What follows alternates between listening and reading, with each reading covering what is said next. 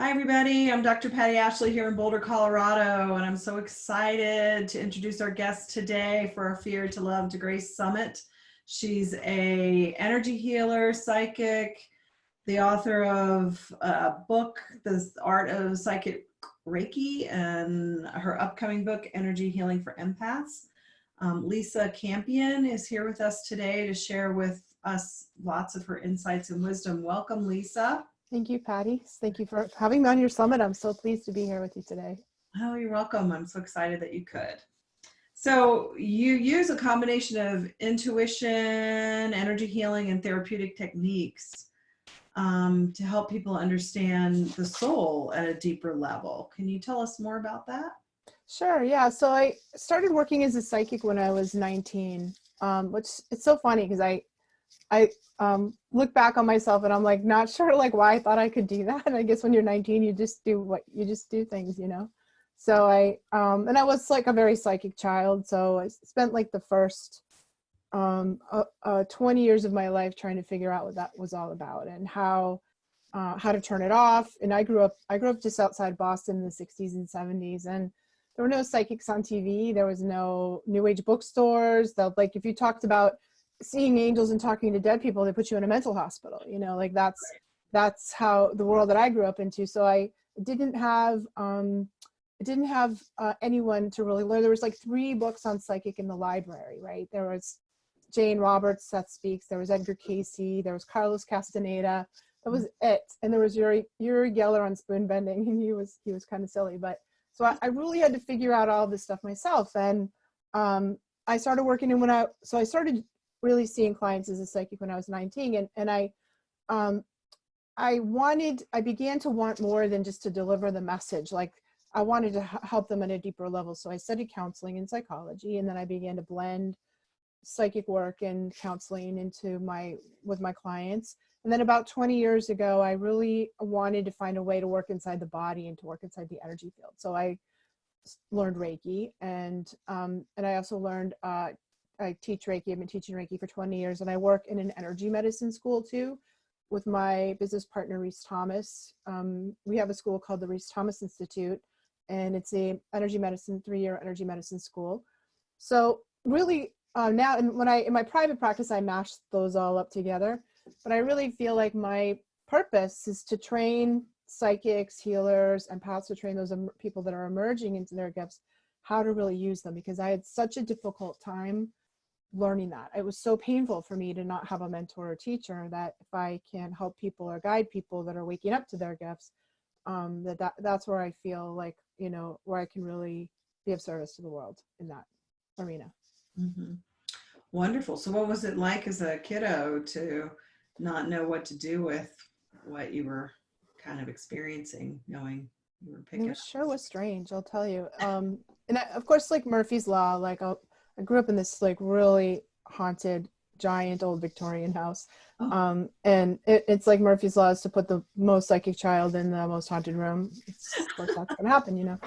And so I really struggled with figuring out what I was seeing, experiencing, trying to pretend to be normal, you know, and having and being empath. Like now we understand what empaths are, but back then I didn't understand why I was so emotional, why I was feeling so much, why I was sort of tuning into the emotional situations of the people that were around me.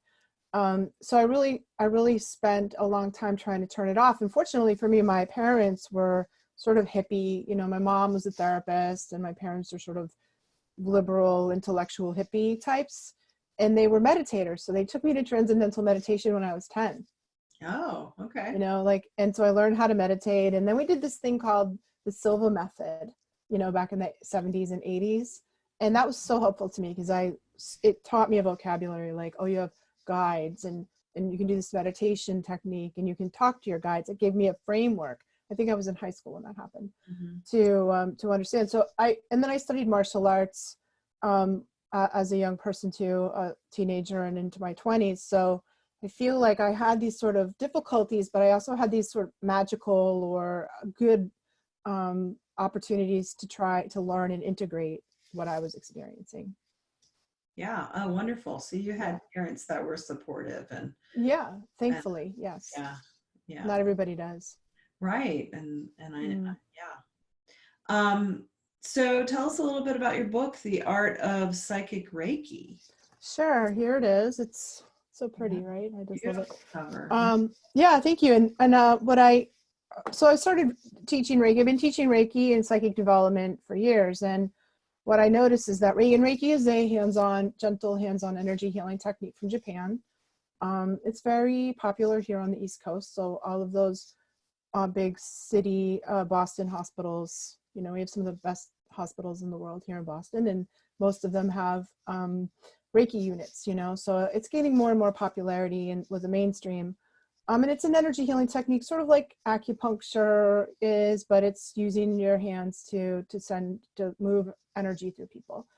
And I love to teach it. And what I noticed about teaching it is that it tends to open up people's psychic ability. And I think about yoga, meditation, and Reiki as being like the three major gateways that people use to walk into like a larger spiritual world.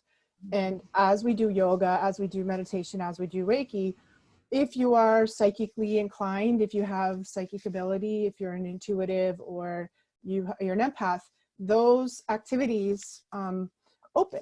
They open those even more. And so there are a lot of Reiki students that study Reiki. It activates their psychic ability, their empath capacity. And most Reiki teachers don't talk about it. They don't train that. They don't really know what to do with it. So what I was attracting students that were had a lot of latent psychic ability and needed help managing it, because it can be scary if you have if you don't know what's happening, if you have judgments that it's bad, or all of a sudden you're minding your own business in a Reiki session and somebody's dead relative shows up, or you start seeing colors around people, or you just know things. Like, if you're not prepared for that, it's freaky. And if you are prepared for it and you know what to do, it's a tremendous benefit for yourself and your clients. Yeah, It must happen absolutely. to therapists too. I mean, don't you find that therapists, like, the more therapy you do and the more that you become more and more intuitive and psychic as you're doing it? It must be true. Yeah. Yeah, absolutely. And, it's really about being able to trust ourselves, because Right. I think our heads, our egos get in the way so much around, am I right? Am I wrong? What is this? Or it's So, scary, or I shouldn't do that, or yeah, yeah, yeah, absolutely. So sounds like a great book. And then you're working on another one called Energy Healing for Empaths as well. yes. Yes. So exciting. I just completed the manuscript yesterday, which is, as a writer, is like a giant milestone, big, Yeah. huge deal. So and this is really about helping sensitive people, helping empaths see their sensitivity as a superpower and understand that it's our gift. It's the gift of the healer, and that it's really for something rather than a big, terrible curse that they would like to give back, and that it's not really meant to torture you. It can, unless you learn how to really manage your energy. So it's about, how do we manage our energy? How do we set boundaries? How do we learn how to be powerful in the world and our relationships, and to see that sensitivity as something good, as a superpower, rather than something painful. Yeah, and that sounds like a great book. I can't wait. I can't wait for Mm, that one to come out, because thank you. it's so important. So important. And so many sensitive people don't understand, the highly sensitive people, and empaths are sort of a overlay. There's a correlation between them.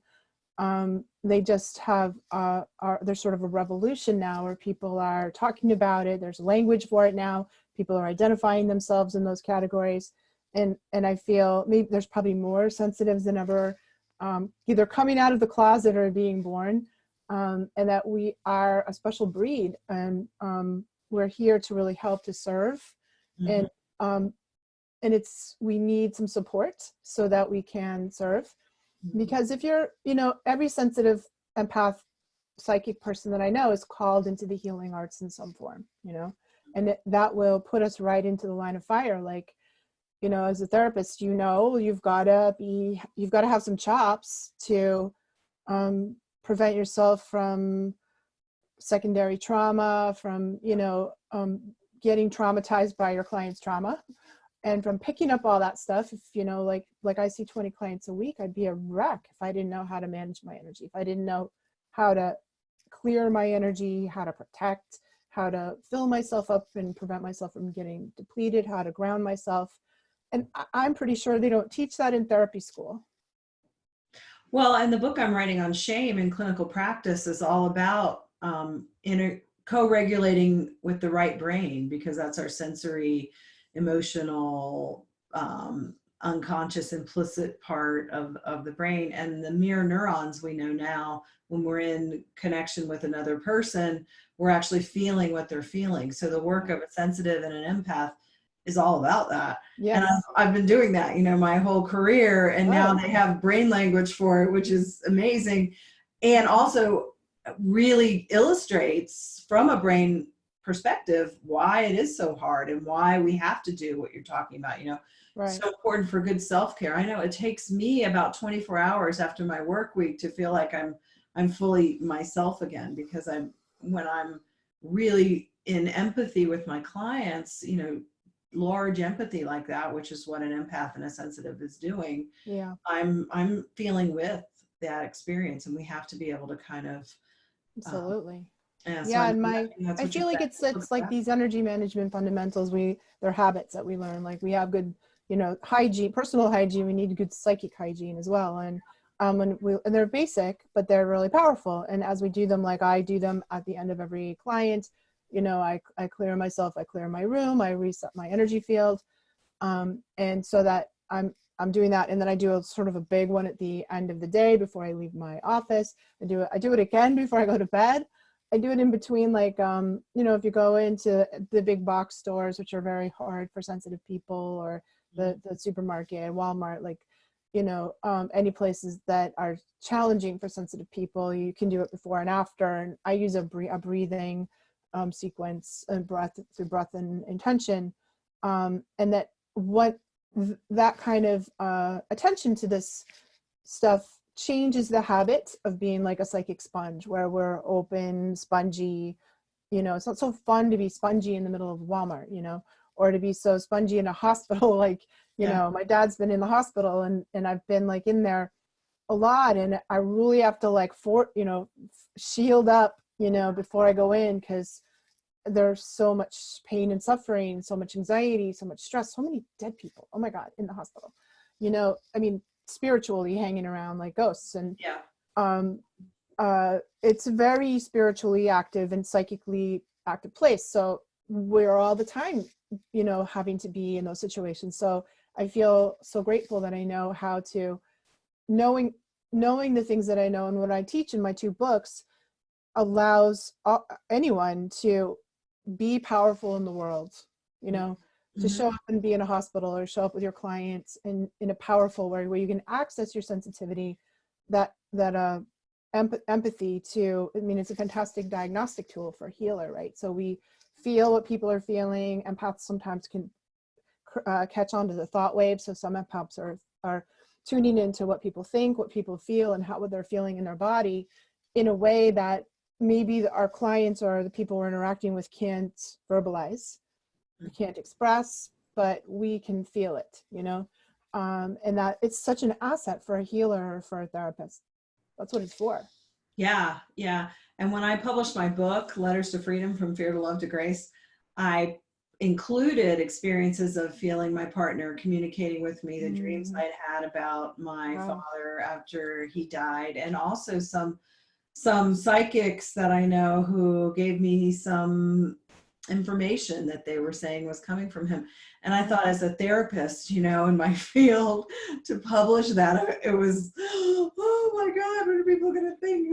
Even though I believe it and I've lived it all my life, it was like to put it on Amazon.com and say, I believe in this stuff. And actually, this is so beautiful that we can connect with our loved ones. And that's, to me, it's all a mystery what happens after we die. And yet for me, the comfort comes from knowing that, there are ways that I feel connected, like songs that play on the radio, or, it's a big one for people. Shows up in my dreams at night, and that sort of thing. So, Yeah, it's great that it's going a little bit more mainstream, and that's what people have been saying to me. It's, people are talking about these things now. We're not back in the olden days anymore. I think it's true. There's a lot more conversation about it. First of all, I think people are more sensitive. So the acceleration of human consciousness that we're in right now is waking up people's empathic abilities, waking up people's psychic. More and more people are called to be healers. If that's meant to be for you, we might feel a calling for that. I think the generations that are coming in are like, my level of psychic was kind of extreme in the 60s, 70s, and 80s. There weren't that many people like me, and now there are almost everyone. Like almost like when I work with kids, and young teens and 20s, which I love to do, they're all at the level. They're all at that level. So I feel like we're, the evolution of human consciousness is having us evolve towards being more sensitive. So I think we're experiencing more of it. Not only is our mind opening to the possibility, but we're actually getting more sensitive, and more aware of our gifts. And it seems to me a part of our evolutionary cycle towards, up-leveling our human consciousness. Interesting. I'm good. I feel it makes me feel really hopeful, because I think the more empathic we are, empaths are really sort of old souls. That's what I believe. And the more empathic we are, the less harm we cause in the world, the less, harm we do to each other and to ourselves. And, if every person on the planet was a total empath, we would have no war. Everyone would be a vegetarian. We can't hurt other people without knowing we're hurting ourselves. We experience inside of ourselves the interconnectedness of everything as our normal state. And so I'm very encouraged and hopeful by that. I think it's a good sign. I do too. I think that too. If we could just tell the truth and be in our hearts, the world would not be the way it is. And that's right. Did you ever read Mutant Message Down Under? I love that book. Yeah, I mean, I do. That one of the lessons she learned from the Aborigines is that the human language was made to cover up the lies, that we actually have the ability to communicate telepathically, and humans created language as a way to cover up. And so I think about what we're living in right now, and we won't go into politics, but on the news, I keep hearing the word whistleblower, and it keeps striking me as the whistleblower, the someone who's telling the truth, and how are we all whistleblowers, those of us who want to speak what's true? I know I was a whistleblower in my family. Nobody wanted to hear what I had to say, right? Because everybody wants to live in their stories and their patterns of how we cover up because we've created some sort of, I don't know. I think I see that, and you must see this too as a therapist, where there's sort of like one person in the generation, usually more sort of an old soul, who speaks the truth. It's the speaker of inconvenient truths, the truth teller. And they stand up and have the courage to it's like a spiritual quality of the spiritual warrior to do that, to speak the courage, to speak the truth of what's happening in the family dynamic. That person is a catalyst for, like a cascading healing dynamic that can happen intergenerationally, up the generations and down the generations. So it's sort of a sacred position in the family, and I think a very difficult one. Mm-hmm.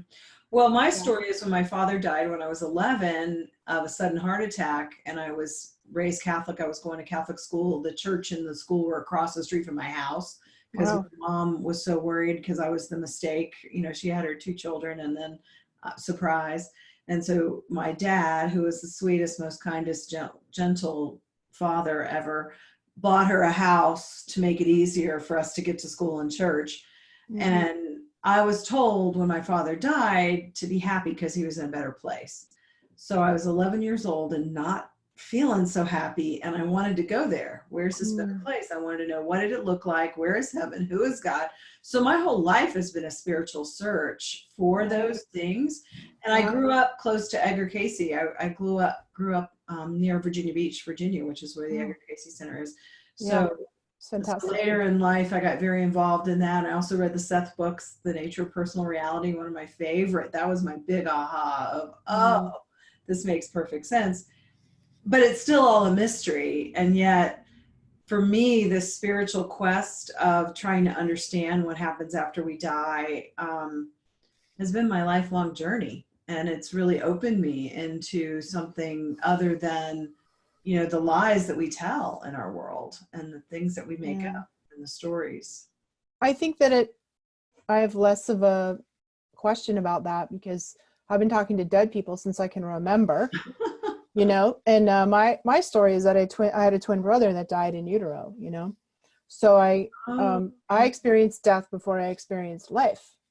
Wow. And it's my first memory, you know, and we were connected like little twins are, and then he crossed the other side, and that connection remained even though I was born and he wasn't. So I was literally born psychic, and my experience of him was so real, was so like he was my invisible playmate, you know, and I felt like he was really there, you know. It freaked out my mother. Like she'd be like, "Who are you talking to?" I remember I was like 4. "Who are you talking to, Lisa?" And there's nobody in the room. She's like, "Well, I'm talking to my dead brother, William." You would say that? Yes. And I remember the look on her face. She was holding this glass, you know, and she dropped the glass, smashed everywhere. And I think she like ran screaming out of the room. Ah! You know, like, so I've never not known what, you know, what happened, and what people tell me of their experience of the other side is so consistent.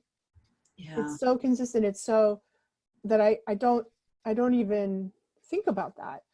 But I know most people do. It's given me sort of an extraordinary level of faith, I think, and faith through the direct experience, because I think we need direct experience. And I do some mediumship work. It's not my primary channel for psychic work, but I do quite a lot of it. And what I notice is that death, like what you're experiencing, that you're talking about with your dad and then your fiance, is like the heart opener for people, you know, like it can be, and I think the people that process it, that survive, sort of thrive through a loss like that, are the ones that ask the questions that you're asking, you know, that allow them to open their hearts and open their minds to like a greater journey. So that kind of death is this intense transformational experience. You're not the same as you were on the other side of it. And, you know, it has, just like my brother dying created the tools I needed to do my life purpose, to make me psychic.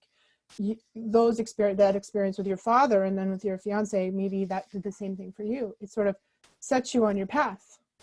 Yeah. Oh, absolutely. You know, yeah, because I've questioned everything. And like, you know, we're talking about the truth teller, you know, I questioned things that nobody in my family really wanted to question. They wanted to do life and go on. And that this is my path, is more, you know, finding where is the meaning and purpose and all that. And yeah, when I think about it, you know, I don't know how people who don't have a deeper awareness of these things get through. And, you know, everybody has different ways of doing it. But for me, it's what got me through it.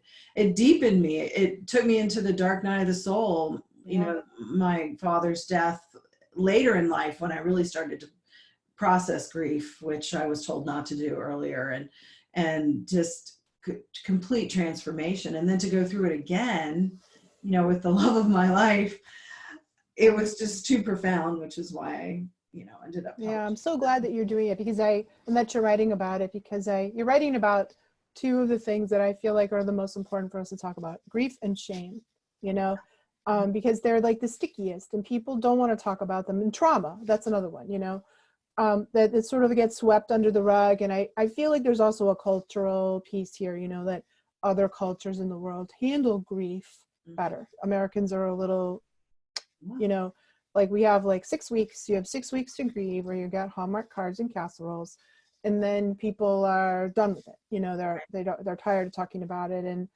I do believe that you know, we all grieve in different ways, and it takes a different time. You know, I sometimes think about, like, if you're old school, you know, Italian or European, and you died, you would wear black for the rest of your life. Do you know what I mean? It's for the rest of your life. It's like that.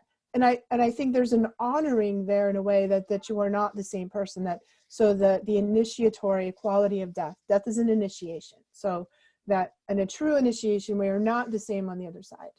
We're completely different. Like you get turned inside out, you know, through the eye of the needle. And there, I wish that there was some deeper, we are, I think getting there. There's like, now there's death doulas, now there's hospice, you know, we're coming around a little bit more to this, you know, conscious handling of death and grief. So I feel like that's quite important. So I'm really grateful that you're doing the work that you're doing to help us have a conversation about grief. And what I've learned is that if you really learn into grief, like I just had to put my dog down like 2 months ago. He was 15 years old. He was like my beloved. My kids all moved out, and then my dog died, you know. And what I found is when I lean into the grief fully without holding back from it, it just feels like love. Yeah. Yeah. You know, it's like if I block it and hold back on it, it's so painful. It's like it has this excruciating pain, but if I really just like lean into it, it just feels like love. I don't know. Does that make sense to you? Oh, completely makes sense. And I think it's hard to language what you're saying, and I understand it because I've lived it. I was flashing back to the moment that I put my cat down. The year Lawrence died, I lost one of my best friends in March. We put Lawrence's dog down in May. Lawrence died in November, and I put my cat down in December.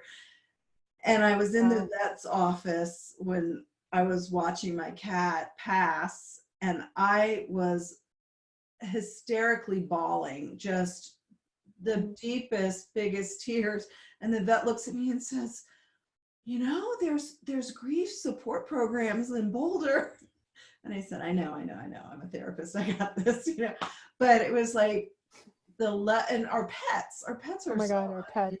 And yeah, they really like sneak in under the radar, you know. And I know so many people that grieve their pets more than they grieve their people. And I just think we love them in such an unconditional way. We're so unguarded against them, and they have that shorter lifespan than we do. So it feels to me like a bit of a setup and for us to love and lose and love again. And I don't know. I wonder, I have a theory that when the pets die, it sort of rips the scab off our heart, you know, and then the grief that have suppressed for all of the other losses that we haven't fully processed sort of come out in a good way. I'd certainly had that experience with my dog. So I was doing the same thing, the ugly cry, like the super deep weeping. And I was like, you know, I felt like I was just coughing up all this ancient grief, you know, because I think grief connects us, you know, in a way. It's like the single most universal human experience, you know, like love is, you know, love and grief. It's like, I feel it is sort of this network of connecting through the heart, that we're connected to each other like a web through grief and love. And if we really allow ourselves to feel those things, again, it sort of comes into the not harm, the desire to not harm, you know, like I'm not, and my son went to the military. So my middle son went to the Marines, and he's out, he's fine, he's safe now. But I had this thing of like, okay, I don't want anyone's child to die. I don't want any violence anywhere in the world, because someone's son is going to die, or someone's daughter's going to die, and that could be my son. So I think when we live there, it just creates this like bond around humanity, and bond around the planet, or bond around the, you know, I don't know, that if we could live there, it would be such a beautiful thing, wouldn't it? Oh, it would. Yeah. Yes, I totally agree. And it just, grief has deepened me tremendously. And yeah, sometimes it's hard to witness, you know, such pain that's inflicted without, you know, that's on purpose, that, you know, if we could just love more, you know, really. Yes.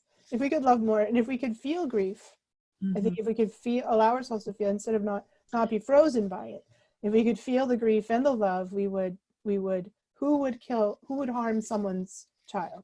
Who would harm, how could we, you know, even live there, if we really like let ourselves live. And I think that our country is undergoing an evolution, you know, so the turmoil that we're in right now and the sort of upheaval that we have in our country at this moment, I think is a development up out of the third chakra, which, if you know anything about chakras, it's like the chakra of the self, of our selfhood, and we're moving into the heart.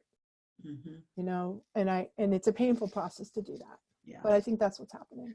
Well, and I think it speaks to what the title of the summit's all about, From Fear to Love to Grace, because my partner, Lawrence Freedom, was writing his book called From Fear to Love to Grace before he passed away. And he really wanted to bring more heart into psychotherapy treatment. And he had this profound heart opening when his wife of 20 years died a few years prior to him and I dating. And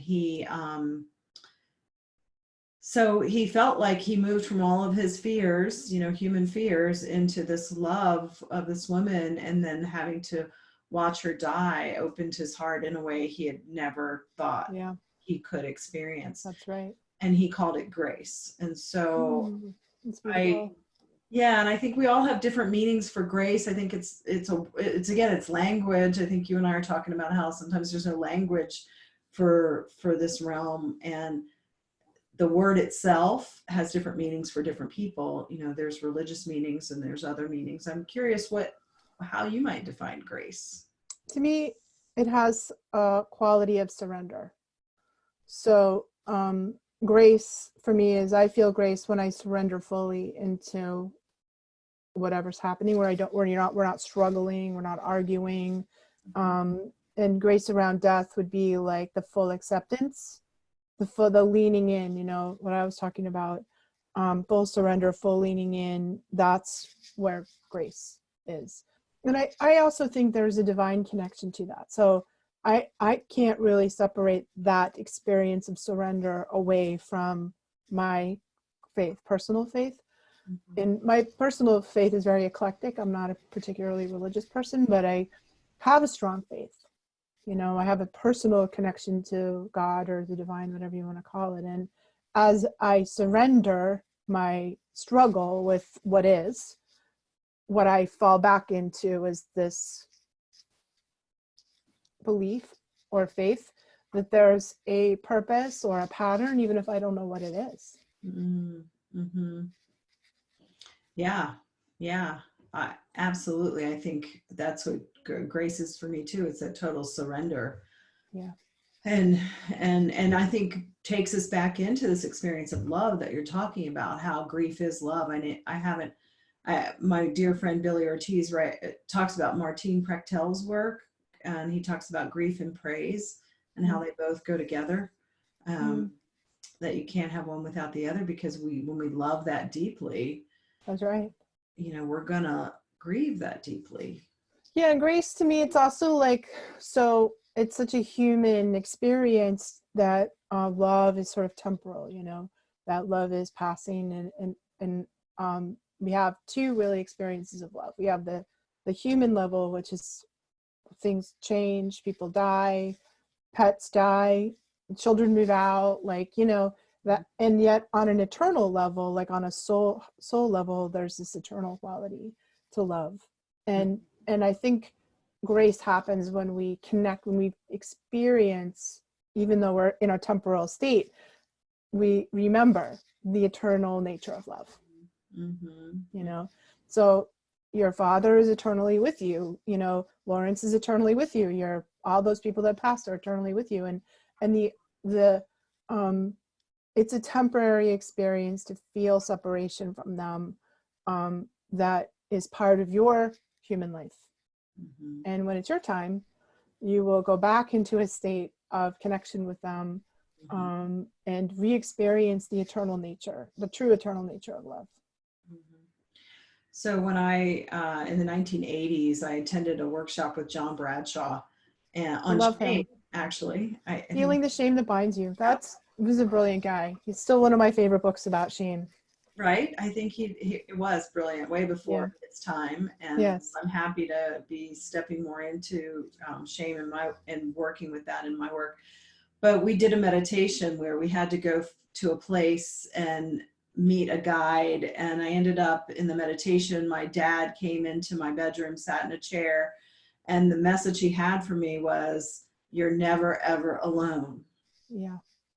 And that stayed with me my whole entire life. And so when Lawrence died, the day I was at the house after we found out, I pulled a inspirational card, angel card, and it said, listen, your angels are talking to you. So I closed my eyes, and it felt like I heard Lawrence say, you're never, ever alone. Mm-hmm.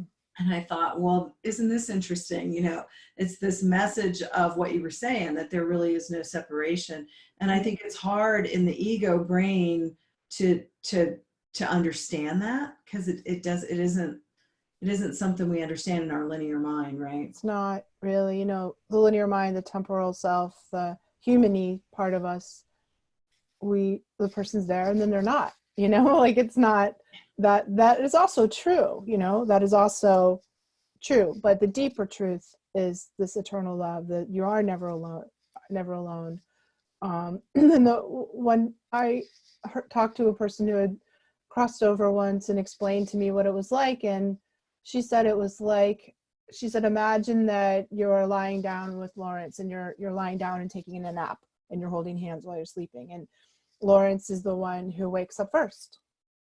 He wakes up first, and now he's sitting by your bedside holding your hand, waiting for you to wake up from your dream. Mm-hmm. And you're in the dream, he's not there with you anymore. Well, which of those is true? They're both true. Mm-hmm. And I thought that was such a beautiful description of what it's like.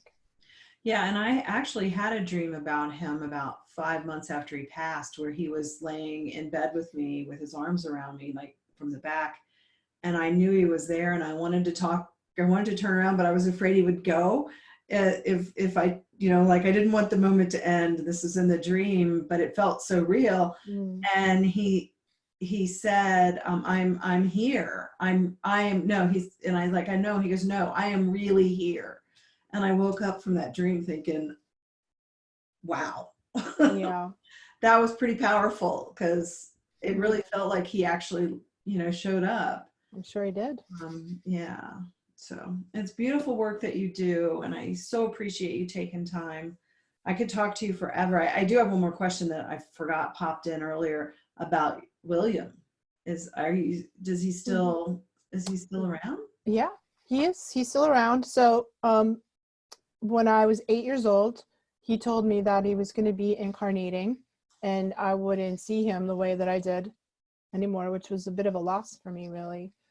But I don't know where he is. I've never been able to figure out. He's somewhere around, and but I have stayed in contact with the spirit essence of him as one of my guides, so I do feel like he's with me all the time in his spirit form. Yeah. Mm-hmm.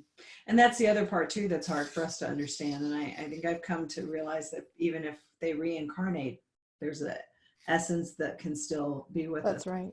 Yes, they can, because there's a part of us that's always in soul world. You can call it heaven, you can call it what's like where we exist when we're not here on the planet.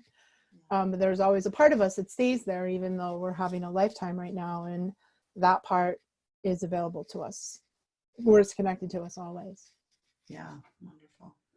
Oh, I could talk to you forever, Lisa. This has been lovely. Thank you so much. Anything else you want to share with us before we close today? I just want to also thank you. I want to thank you for the work that you're doing to talk about these things that are so needed, and so needed to sort of bring, psychologists and therapists into this other world, and to really talk about these two, grief and shame, are, like I said, are like the two of the things we need to talk about the most. So I just wanted to send you some appreciation for the work that you're doing. Oh, thank you so much. And you'll have to come on my radio show. Yes, I'd love that. That would be great. Thank you. And you've got your books coming out next year, right? Next year, December 2020. And my radio show is called The Miracle of Healing. It's on Empower Radio. Okay. You can also find it on all the podcast channels, because it's there too. Yeah, and we'll have all that up on our site when we launch on February 4th. So Yay, and people can find you at your website and see what you're doing, which is amazing. And Thank you. thank you so much. Thank you, and blessings to you and your project. I hope that it everyone who needs to find your work finds it. We got to blast it out to the world so everyone can find it. Thank you, Lisa. Take care. Thank you. Bye-bye. Bye.